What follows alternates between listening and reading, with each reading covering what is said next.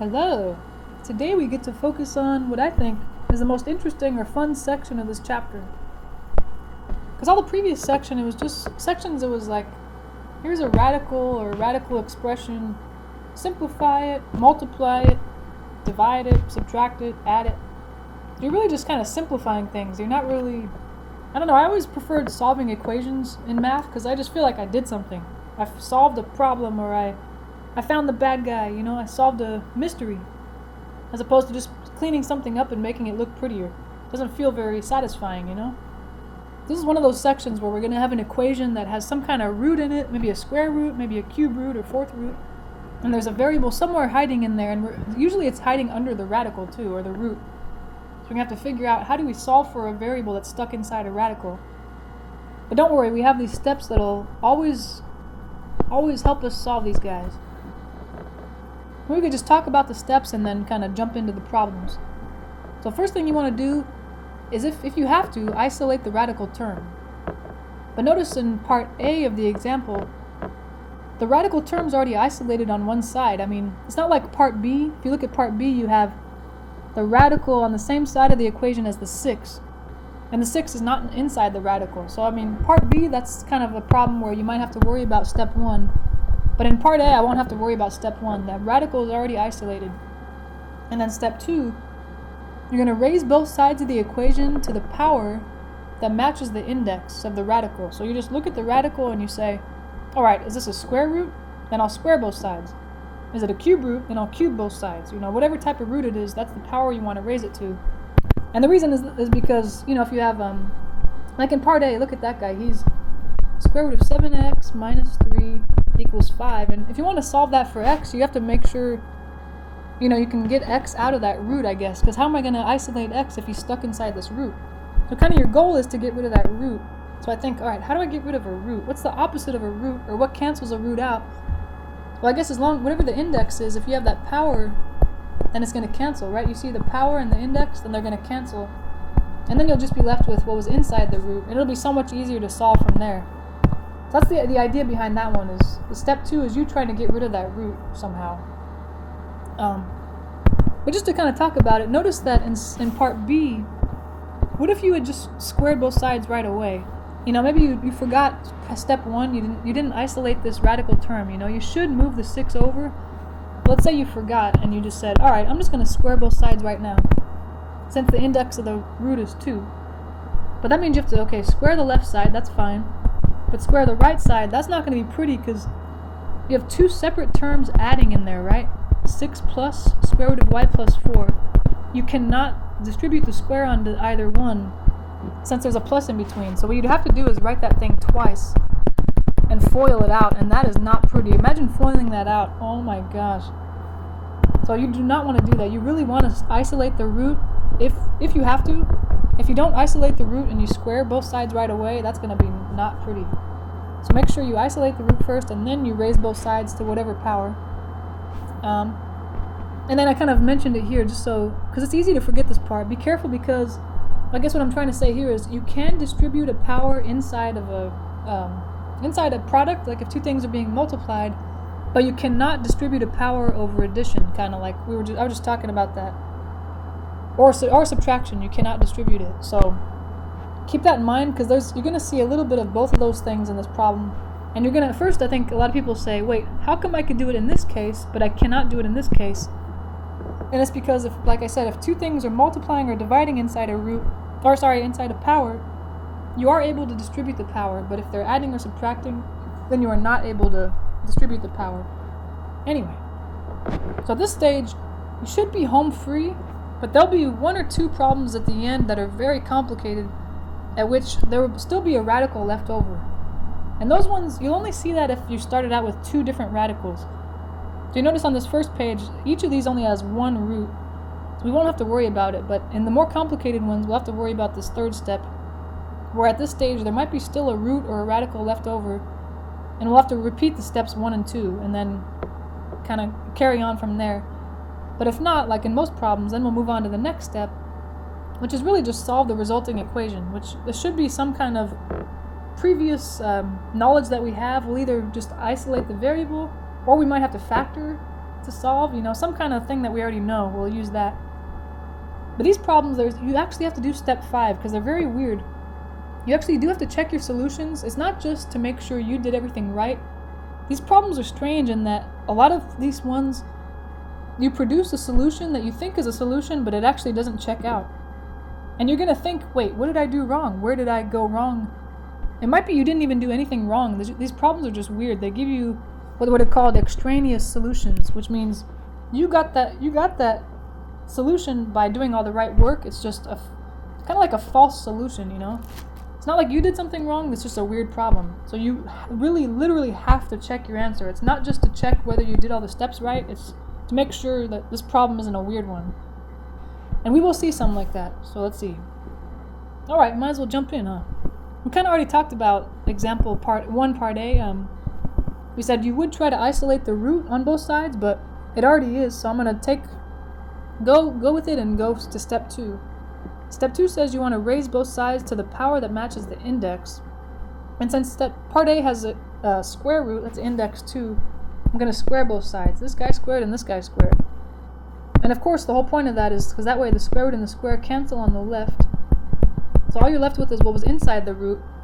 But on the right, of course, the square root and the square don't cancel because there's no square root. You just have to raise 5 to the second power and get 25. Not a big deal.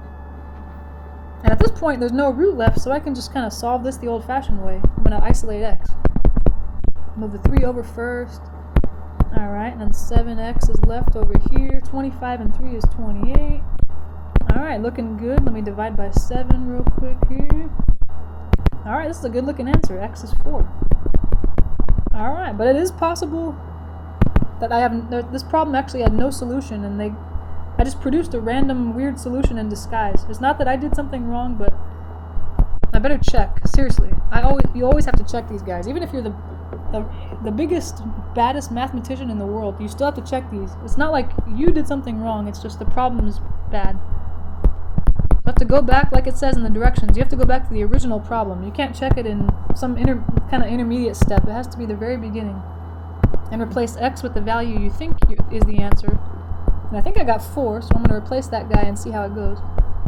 So square root of 7 times x, but x is 4, minus 3 equals 5. Let's see, is that true? 7 times 4 is 28. Okay, so far so good. 28 minus 3 is 25. That's true, huh? Because 25 square root is 5. Okay, checks out. So this is an actual solution. Yay! Alright, we did it, you guys. That's kind of the idea. Let's try part B. Like this one's it's got a little extra step because the radical is not isolated, so I have to actually isolate. And notice it said radical term. I guess because there might be something attached. Like what if it was instead of just the square root of y plus 4, what if it was that times 2 in the front? They mean that you can leave the 2 there. That's kind of part of the same term. So if there's something multiplied by the radical, you don't have to isolate it. It's only when there's something adding or subtracting you have to isolate that. Yeah, because the 6 is not part of the same term. And how do I isolate that guy? Well, the 6 is positive, so I'll subtract it to move it over. And that way on the left side you have 7 minus 6, that's 1, equals, and now the root's all by himself, y plus 4. Alright, now I look at it and say, alright, I want to get rid of this root. What's the index of the root? It's a square root, so the index is 2. That means I want to raise both sides to that power, 2. And of course the whole point of that was so the square root and the square cancel. It didn't really change much on the left side, huh? 1 squared, 1 times 1 is 1, so he didn't really change.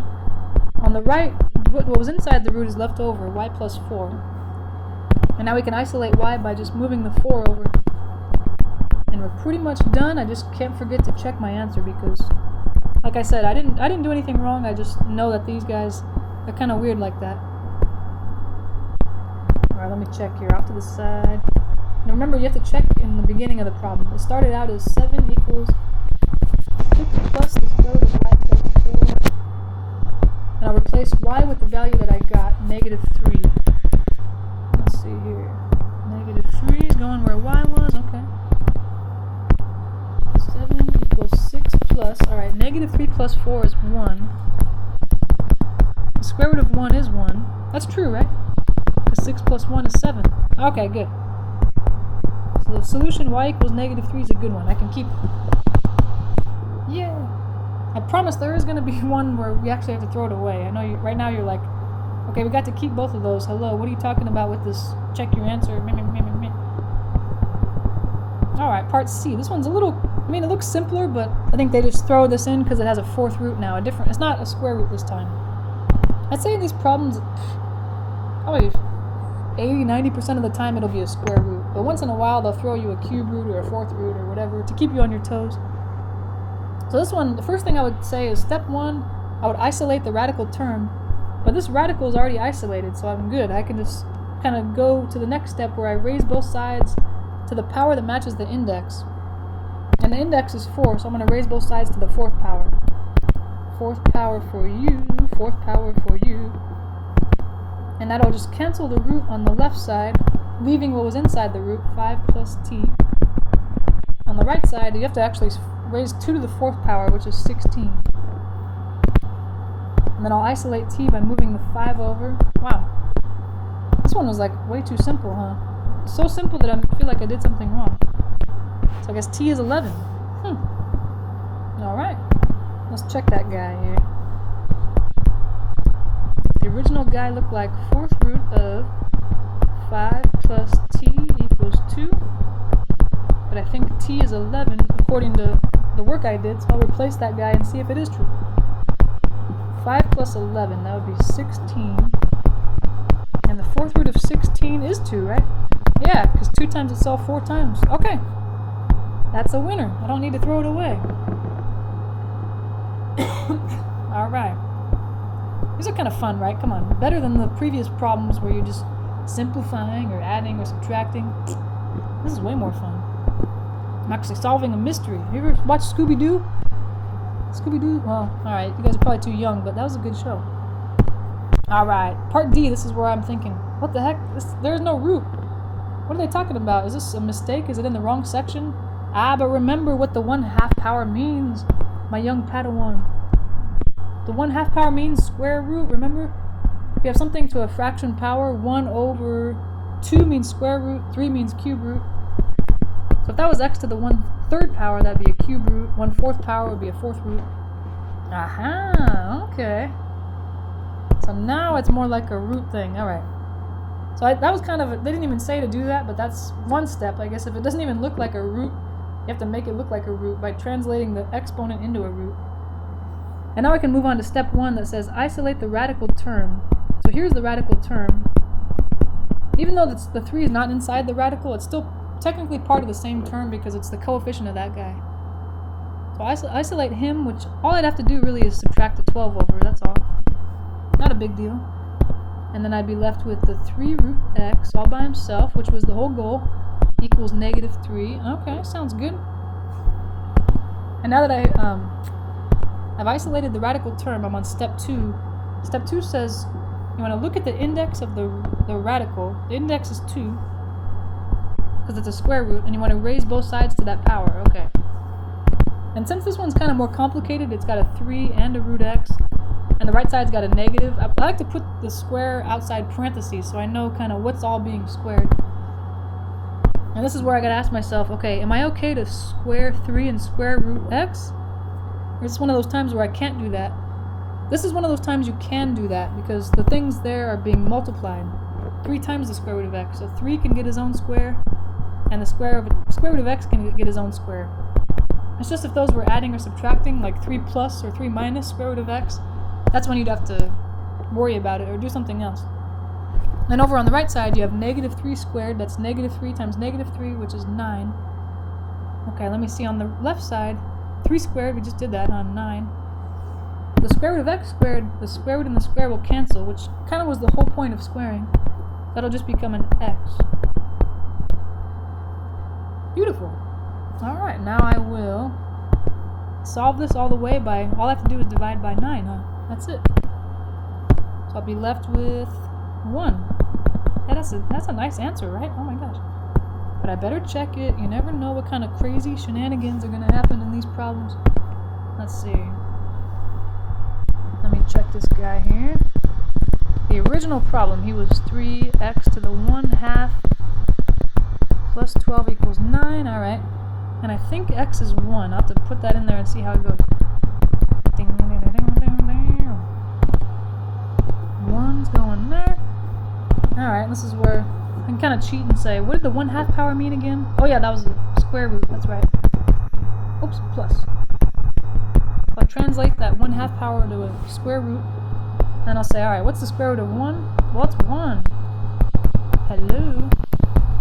3 times 1 is 3, plus 12 is 9.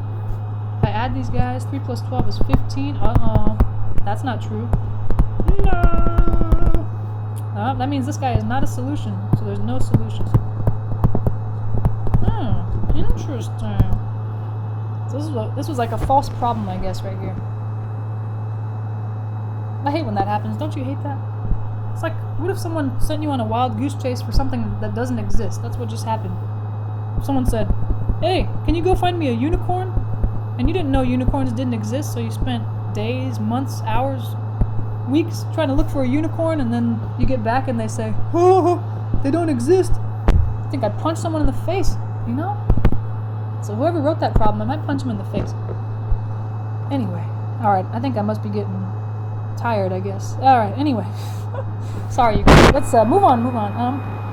Part E. I wanted to do one like this because these ones, they look so simple. Look, it's just one term on the left, one term on the right, variable on either side. It just looks so simple, but I think the simplest one sometimes can catch you off guard and you mess up because you either underestimate how hard it is or you overestimate it and you make it harder than it has to be.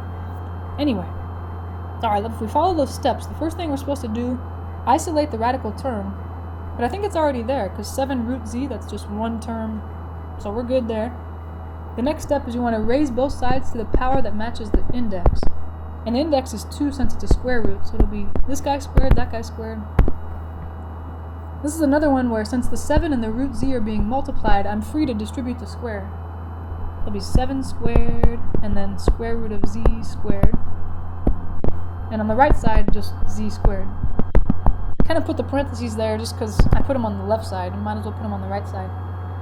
But then what? Alright, on the left, 7 squared, that's 49. If I square root of square, they're going to cancel and that'll just be a z. And then on the right side, I have z squared. Okay, so far so good. But I think solving it from here, it's easy to make a mistake because, okay, this is where I'd probably say, alright, how am I going to solve for z? Don't write down what I'm about to do because it's wrong. If you divide both sides by z right now, that's wrong. It looks like it'll work, you know, you say, oh, the z's cancel and blah blah blah. But you can't divide both sides by a variable because what if the variable is 0? You just divided by 0 and then the whole world blew up. And it's all on you. Can't divide by a variable in an equation because it could be 0. Like what if z equals 0, you know? Then you just divide it by 0 and the whole problem's... So it seems like you should be able to do that, but we gotta think of a different way. Alright. Well, this is one of those problems where you can't just isolate z, you know, I can't get these terms together and combine z's because they're not like terms. There's a z on one side, a z squared on the other. But I do actually have to get them on the same side and then factor. So, okay, we have to go back to the factoring chapter and say, when you're solving an equation by factoring, which side is it better to get everything on? Remember, you want to move everything to the side that makes sure that the term with the highest power, which is this guy, stays positive. So if I tried to move the z squared to the left, he'd become negative and it would be too hard to factor. So I'm going to move the 49z to the right actually by subtracting it. There we go. Then I'll have nothing on the left. And I'm going to write it in descending order of power, z squared minus 49z, and then try to factor. It almost looks like a difference of squares, but you know what? This z right here is messing it up. Because although 49 is something squared, z is not something squared. What I'll have to do is it's the simplest thing, just factor the z out. Both terms have a z in common. If you factor z out, z minus 49 is left. And now I'll set each factor equal to 0. The z outside and the z minus 49 inside. So look at that. The first one I don't have to do anything with, but notice z is 0. We said you can't divide because z could be 0, and it is. And if I solve this guy, 49 on both sides, aha. So z could be 49 as well. Interesting. I didn't leave myself a lot of room, but I'm supposed to check these guys. In this one, since we've got two solutions, you have to check both, one at a time. It doesn't really matter which one's which. I guess from left to right, I'll try 0 first. Let me go check. First I'll check 0. It doesn't matter. What was the original guy? 7 times the square root of z equals z. So where both z's were, I'm going to put a 0. Alright, I think 0 might be the winner. We'll see. We got 7 times the square root of 0 is 0. 7 times 0 is 0. Alright, last time I checked, I think 0 does equal 0. So we can keep this guy. Let's check to see if we can keep the 49. Alright, let's try. Z equals 49. It was 7 times the square root of z equals z. But if I replace both of those z's with 49, let's see. 49, 49. On the left, what do we have? Well, 7 outside. The square root of 49 is 7. 7 times 7 is 49. That's a true story right there, my friends. We get to keep both of them. Yay! So both are the solution. Both, yay! That's 2 for the price of 1. I think they're trying to make up for that last example, you know, where there was no solution. Like, alright, this time we'll give you 2 to make up for it. Alright. That's pretty nice of them. Let's try part F. We got a 4th root in there. Ooh, scary. Alright, not really that scary, don't worry. So how about this guy? We got 2 equals 4th root of 6x plus 9 equals, 6x plus 9 and then plus 5. Okay. Looking good. So I'm going to try to isolate the radical term. I'm going to move this 5 over here. And then, what do we got? That's a negative 3 equals 4th root of 6x plus 9, okay. Alright, now I have to raise both sides to the 4th power because that's the index there. I'm going to put that in parentheses just to be safe. 4th root. The 4th root and the 4th power cancel on the right side. So just what was inside the root is left. On the left side, negative 3 to the 4th, that's positive 81. Negative 3 times itself 4 times. Now I'll isolate x by just moving the 9 over. And then, what's that? 72? And then I'll divide by 6. Beautiful. And I think that's 12. Is that true? Yeah. Alright, but we'd better check it just to be safe. Let's see here.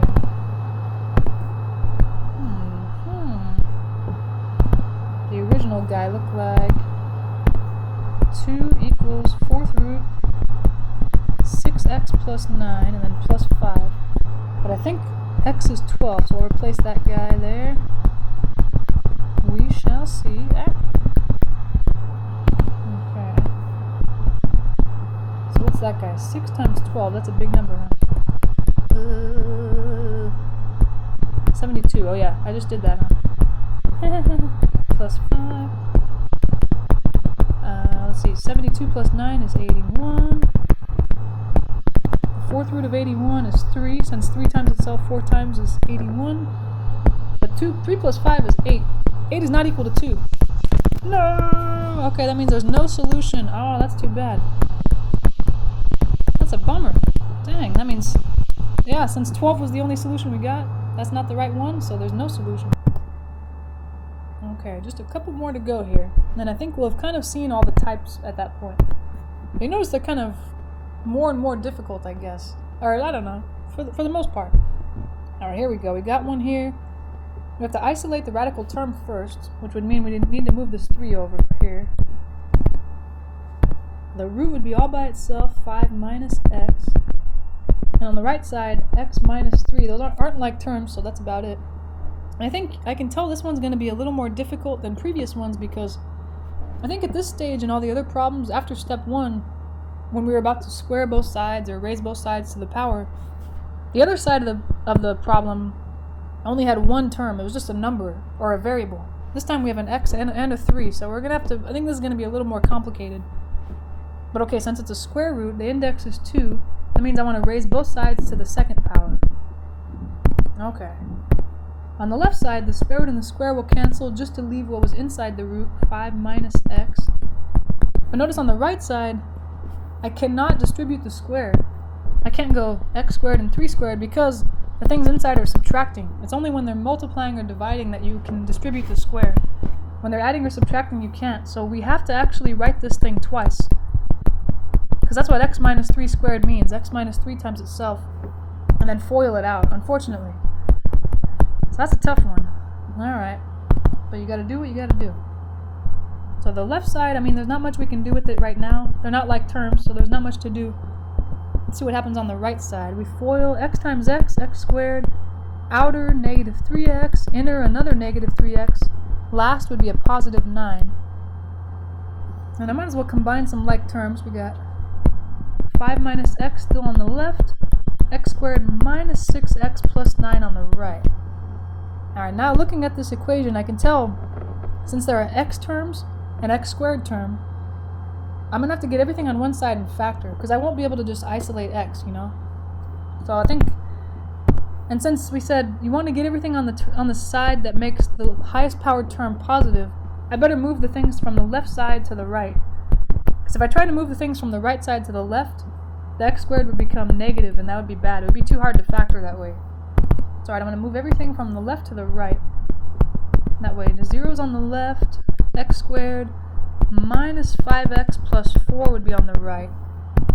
Alright, now that I have all the like terms together and they're in descending order of powers, I'm going to try to factor this. Let's see, what do we get here? 0 equals, okay, this is one of those, it's a trinomial with no number in front of x squared, so it should be a simple factoring method. Just got to figure out what multiplies to 4 but adds up to negative 5. That'd be negative 4 and negative 1, or negative 4, or sorry, negative 1, negative 4. Now I need to set each of those factors equal to 0, and I'll have the two guys that I need. There we go, there we go. So x minus 4 equals 0, I can solve that by adding 4 to both sides, beautiful. So I'll get 4 there, good, good. For the second one, what is it? I'm going to add 1 to both sides, and I'll get x equals 1. Okay, perfect. After all that work, I feel like I'm done, but remember, unfortunately, you have to check both solutions. Sadly. Okay, over here off to the side, I'll check, I don't know, I guess the left one first, why not? X equals 4. I gotta go back and remember what the original problem looked like, though. What was it? 3 plus the square root of 5 minus x equals x. Okay. 3 plus square root of 5 minus x equals x. Alright, I'm going to check 4 in there. Since there are two x's, I have to replace both of them with 4. 4 here and 4 here. Now what? We got 3 plus square root of 5 minus 4 equals 4. Is that true? 3 plus, let's see, the square root of 5 minus 4, that's the square root of 1, equals 4. I think this is going to be true. The square root of 1 is 1. 3 plus 1 is 4. Alright. Check, check. This guy's good. Alright, let's see if his little friend's good. X equals 1. Alright, what was the original guy? 3 plus square root of 5 minus x equals x. Alright, but let me put a 1 in there where the x's were. Put a 1 there and a 1 there. And cross our fingers and hope for the best. 3 plus the square root of 5 minus 1 equals 1. That's 3 plus the square root of 5 minus 1 is 4. See, but the square root of 4 is 2. 3 plus 2 is 5. That is not true. No! That means we have to throw this guy out, and the only solution is x equals 4, because one of them checked out and one didn't. And I think that's pretty typical of problems where you get two solutions. In this section, if you get two solutions, actually there are some where both are good, there are some where both have to be thrown out, and you have no solution. But I think for the most part, you'll get one's right and one's wrong. That's more typical. Alright, that was fun. Let's do one more. So this one, okay, I want to preface this last problem by saying this is something important to know and important to have seen, especially if you're a STEM major, you know, science, technology, engineering, math. It's kind of good to exercise your brain, but this last one it's too difficult for an exam, I would say. So just keep that in mind. If you're like, oh my gosh, I gotta know how to do this. Well, if you see it in the homework, you can kind of follow along, go back and look at your notes. But just know that you won't have to memorize this type of problem where there are two radicals. Notice, here's a radical, here's a radical. You won't have to memorize that type of problem for the exam. Like all the other ones in this section are fair game, but this one is too tough. So just keep that in mind. I don't want you to feel like, oh my gosh, I might as well give up now. Something. It's okay. If you go back to the steps on how to solve these, notice, let's see, let me go back. Where was that? Way back when. Feels like days ago, right? But that was today. Crazy. Notice that you probably thought I would just had bad grammar or something, right? It says, isolate a radical term. And for all these, there's only one radical term. So you're like, okay, why didn't she just say isolate the radical term? Hello. I said a radical term is only in case we have a problem like we see in this last one. Since there are two radical terms, it's your choice which one to isolate. It doesn't really matter. I mean, it's up to you. Isolate either radical. I'd say for me, the tiebreaker is probably, I might move this guy over because if I move him, this will stay positive and this one will become positive. But if I move the left one over, it'll be negative and this guy will stay negative. So I think just in the interest of making everything positive, sign-wise, I might move the right guy to the right side, Although it doesn't matter. This problem would work fine either way. Not a big deal.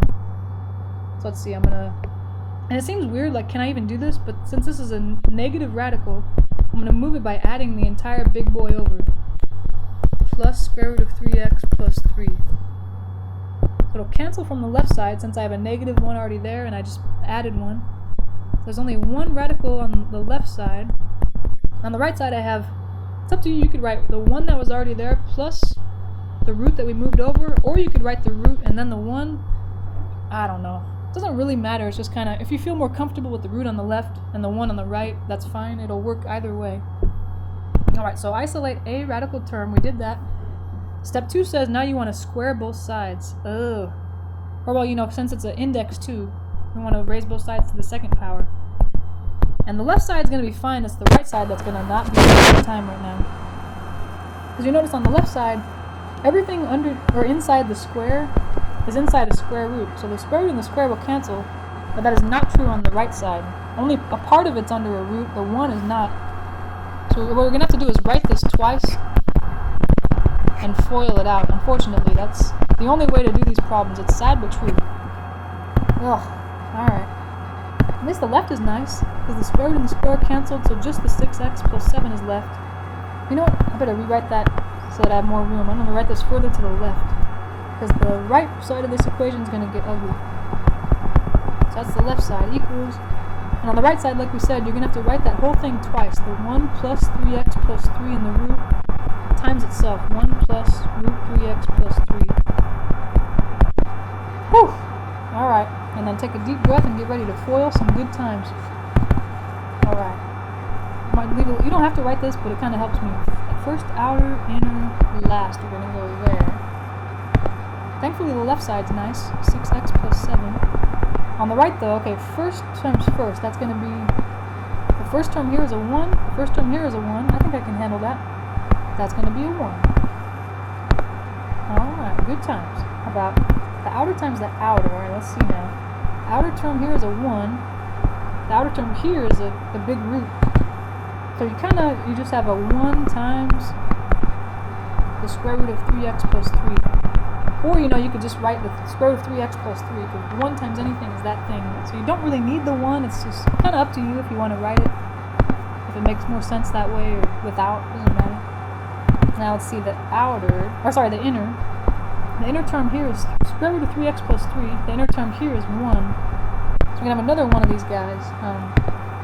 1 times the square root of 3x plus 3. Same thing as the outer term. Alright. And the last times the last, here we go. It'll be this root 3x plus 3 times itself, right? Because they have the exact same last term. So how are we going to write that? It's the square root of 3x plus 3 times 3x plus 3. But you know what you can do is write 3x plus 3 squared, because it's that guy times himself, right? This guy? Yeah, anything times itself you can write as that thing squared. And I think that's a good idea because now I realize the square root and the square are going to cancel there, which is at least some kind of nice thing to come out of this problem. Ugh. Alright, now what? Oh, the left side I'm going to leave as is. 6x plus 7 on the... I say left or right. The left side I'm leaving as is. The right side there's a 1. Notice the outer and the inner are like terms.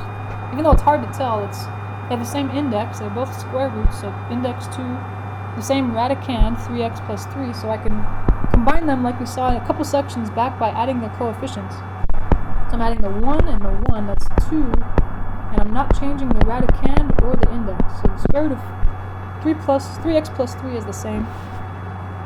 So it's kind of the outer and the inner combined. The last guy, we already said that the square root and the square cancel, so just what was inside the root is left over, 3x plus 3.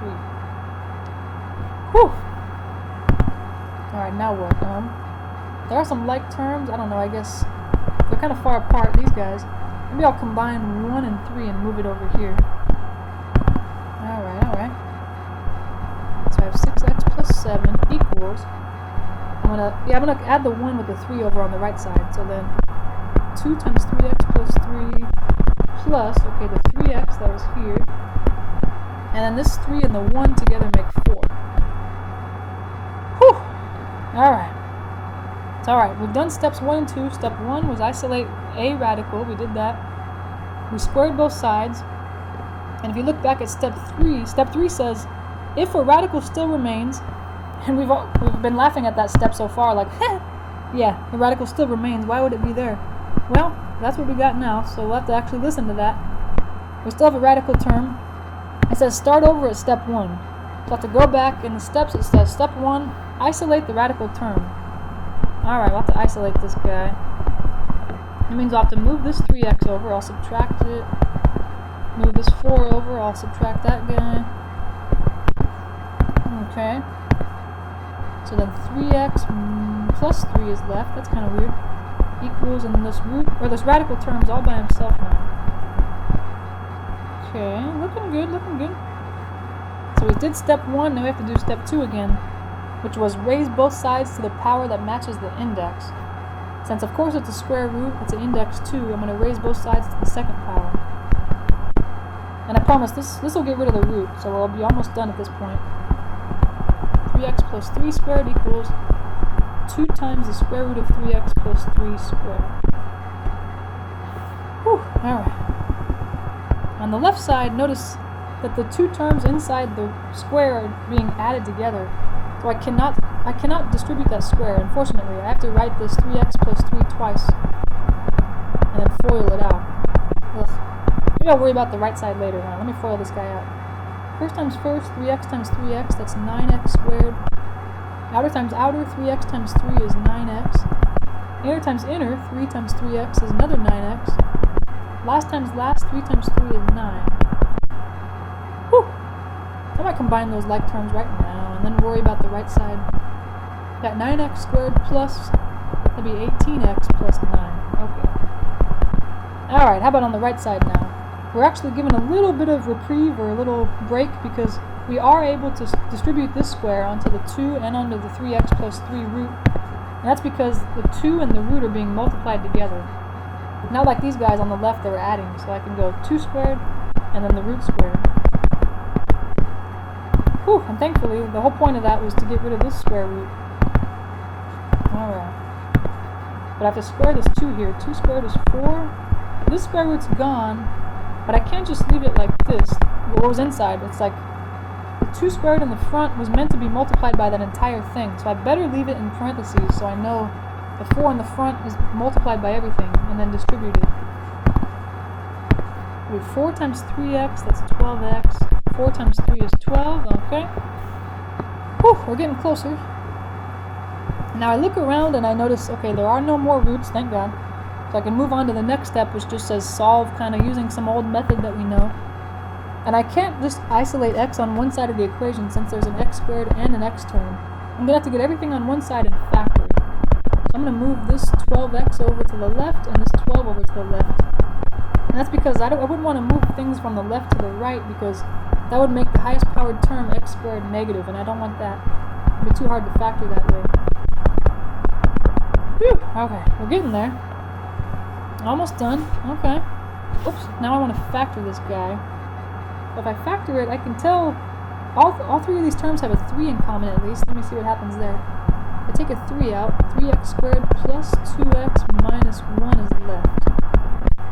Okay. And this is one where, okay, it's a trinomial with leading coefficient 1, or 3.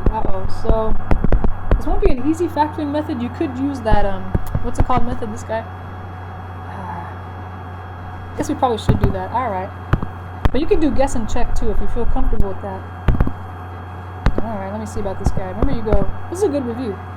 It's A times C. You put that up here. A times C. That's 3 times negative 1, which is negative 3. And then B goes down here. You want to find numbers that multiply to this but add to this. Okay, what multiplies to negative 3 but adds up to 2? 3 and negative 1, huh? That would work. Okay. Now I'm going to go off to the side and factor this. I'm going to rewrite that. It was 3x squared plus 2x minus 1. But I'm going to rewrite it with the middle term splitting up into 2 terms with those coefficients. You got 3 and then negative 1 in front of that variable x. But the first and the last term stay the same. And then we're going to factor by grouping. I'm going to split it down the middle and then say, okay, what can factor out of the first 2 terms? 3x. And if I factor 3x out, x plus 1 is left. And then what can factor out of the third and the fourth term? Not a whole lot, maybe a 1. But remember, you have to take a negative out as well since there's a negative above it. If I factor a negative 1 out, x plus 1 is left still. Alright, now this big term and this big term have x plus 1 in common. If you factor x plus 1 out, 3x minus 1 is left. Whew! There it is. That's going to be the winner. Alright, I'm going to write those guys in there. X plus 1 is the first factor, 3x minus 1 is the second factor. Or vice versa. If you got 3x minus 1 on the left, x plus 1 on the right, of course that's the same thing. We're almost there. Now we're going to set each of these factors equal to 0 and solve for x. But remember, if you have a number in the front like this 3, it's not really a point to setting it equal to 0, because when is that going to happen? Never. 3 will never equal 0, so it's kind of pointless. You only want to set the factors equal to 0 that actually have a variable. Alright, let me solve the first guy. I'll have to subtract 1. And that'll show me that x equals negative 1 is one potential solution. Of course, I still have to check these. This guy, let me add 1 to both sides. That'll give me 3x equals 1, and then I'll divide by 3. Aha! So my other potential solution will be 1/3, positive 1/3. Oh my gosh. So I better check those. This is one where, at this point, you're probably so frustrated or so tired. Look at all that work. Oh my gosh. Like, do I really have to check these? Yeah, unfortunately we do.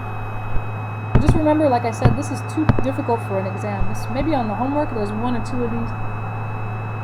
But they're kind of fun, okay? Once you get good at them, I don't know. Is that weird? Alright, I'm going to check the first guy, negative 1. It's been so long I forgot what the problem looked like to begin with. Oh yeah.